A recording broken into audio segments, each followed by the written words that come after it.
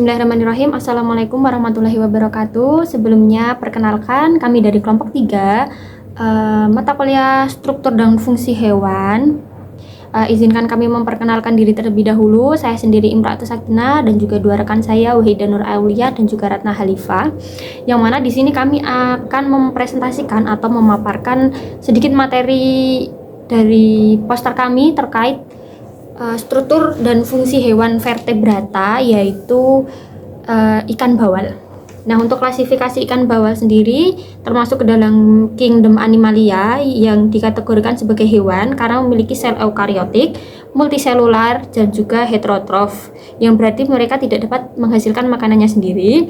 Kemudian mampu bereproduksi secara seksual. Ikan bawal ini termasuk dalam filum Chordata karena berkembang menjadi tulang belakang pada tahap dewasa. Kemudian kelas Achinopterygii yang merupakan ikan bertulang keras dengan sirip yang ditopang oleh jari-jari tulang bercabang dan sisip yang terbuat dari tulang. Kemudian ordo Parsiformes. Ikan bawal ini termasuk ke dalam ordo Parsiformes karena berbentuk oval, pipih, dan juga tubuhnya tinggi pipih. Kemudian ikan bawal ini termasuk dalam spesies Pampus argenteus, yang mana ikan bawal putih merupakan jenis ikan bawal yang paling umum dibudidayakan atau dikonsumsi. Jadi ikan bawal yang kami gunakan dalam materi ini tuh ikan bawal yang sering dikonsumsi dan juga sering dibudidayakan pada masyarakat umum. Kemudian yang selanjutnya yaitu fisiologi daripada ikan bawal. Ikan bawal ini memiliki sistem pencernaan, peredaran darah, dan juga lain-lain sebagainya. Kemudian untuk sistem pencernaan ikan bawal sendiri, ikan bawal ini memiliki mulut yang lebar dan protaktil yang berguna untuk menangkap mangsanya. Kemudian memiliki gigi-gigi kecil di dalam mulutnya untuk membantu mengunyah makanan. Terus memiliki saluran pencernaan yang lengkap, yaitu yang terdiri dari esofagus, lambung, usus, dan juga anus. Jadi sistem pencernaannya itu lewat esofagus. Setelah mangsa ditelan, ia masuk ke dalam esofagus. Esofagus itu tabung berotot yang mengantarkan makanan ke lambung. Kemudian lambung adalah organ berotot yang berfungsi untuk menampung dan mencerna makanan.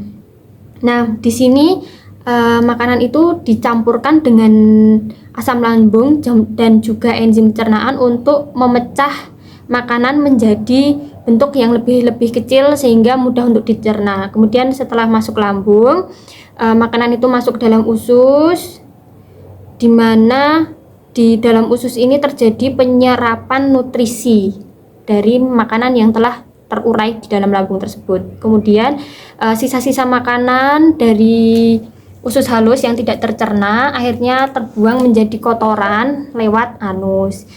Yang kemudian sistem pencernaannya yaitu enzim pencernaan diproduksi di dalam hati, pankreas, dan juga usus untuk membantu proses pencernaan, di mana hati ini menghasilkan empedu yang membantu mencerna lemak, kemudian pankreas menghasilkan enzim pencernaan yang memecah protein, karbohidrat, dan juga lemak. Kemudian di dalam usus ini menghasilkan enzim pencernaan yang membantu proses penyerapan nutrisi yang kemudian dibuang sisa-sisa makanannya yang tidak diserap nutrisinya lewat anus. Gitu. Sistem pernafasan pada ikan bawal. Insang merupakan organ utama yang bertanggung jawab untuk pertukaran gas atau respirasi pada ikan bawal. Insang terletak di sisi kepala dan dilindungi oleh penutup yang disebut operkulum. Insang terdiri dari banyak filamen halus yang tersusun berpasangan. Setiap filamen ini memiliki lamela atau struktur mirip plat kecil yang meningkatkan luas permukaan untuk pertukaran gas.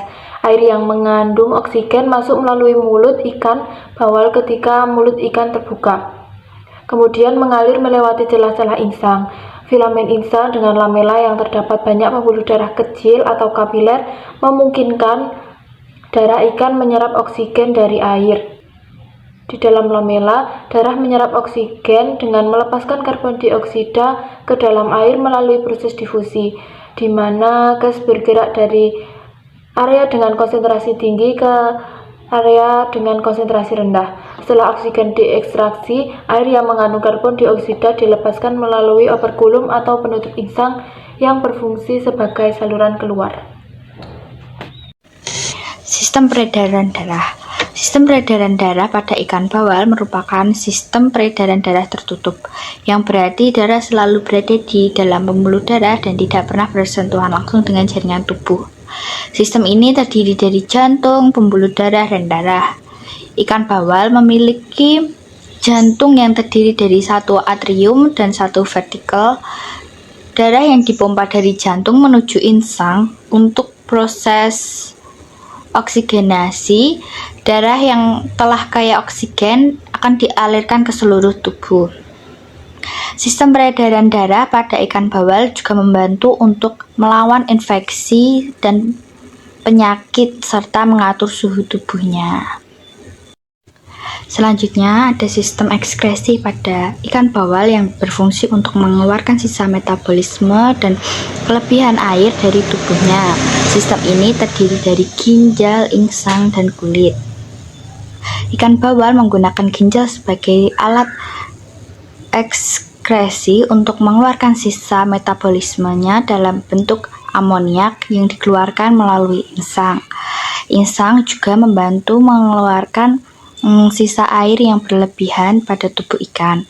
Pada kulit, ikan bawal mengeluarkan kelebihan air dan garam melalui proses osmosis.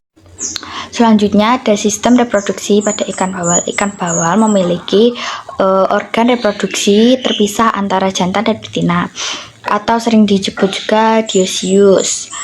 Organ reproduksi pada ikan bawal terdiri dari testis yang terletak di dekat jantung yang berfungsi untuk menghasilkan sperma. Yang kedua ada saluran sperma. Yang ketiga ada lubang kelamin yang terletak di belakang tubuh ikan yang digunakan untuk mengeluarkan sperma pada saat perkawinan. Kemudian pada organ reproduksi ikan bawal betina itu memiliki satu, yang pertama hidung telur yang terletak di dekat ginjal yang berfungsi untuk menghasilkan telur. Yang kedua ada saluran telur yang membawa telur dari ovarium ke celah kelamin. Yang ketiga ada celah kelamin yang digunakan untuk mengeluarkan telur saat perkawinan. Jadi, ikan betina menghasilkan telur yang dibuahi oleh ikan jantan melalui pembuahan eksternal. Telur-telur yang dibuahi akan menetas menjadi larva yang kemudian berkembang menjadi ikan dewasa. Ciri khas ikan bawal. Ciri khas ikan bawal dapat dilihat dari bentuk tubuh, warna tubuh, ukuran, dan juga habitatnya. Yang pertama yaitu bentuk tubuh. Ikan bawal memiliki tubuh yang pipih dan bulat seperti cakram, memungkinkannya untuk bermanuver dengan cepat dan mudah di dalam air. Bentuk tubuh ini juga membantu ikan bawal untuk menyelinap di antara batu, karang, dan vegetasi bawah air. Ikan bawal memiliki sirip punggung dan sirip dubur yang sangat panjang dan membentang hampir sepanjang tubuhnya, dapat memberikan stabilitas tambahan saat berenang. Sirip yang panjang ini juga membantu dalam mempercepat gerakan mereka saat mencari makan atau menghindari predator. Yang kedua yaitu warna tubuh. Ikan bawal memiliki warna tubuh perak mengkilap, membuat ikan bawal sulit dilihat di dalam air, terutama saat cahaya memantul dari tubuh mereka. Untuk kamuflase ini dapat melindungi mereka dari predator. Warna kebiruan pada bagian tubuh ikan memberikan perlindungan tambahan dengan membantu ikan bawal menyatu dengan warna air saat dilihat dari atas. Bintik-bintik gelap pada sirip punggung dan sirip dubur menambah pola yang dapat membantu ikan bawal berbaur dengan lingkungannya, terutama di daerah dengan banyak bayangan dan vegetasi. Yang ketiga yaitu ukuran.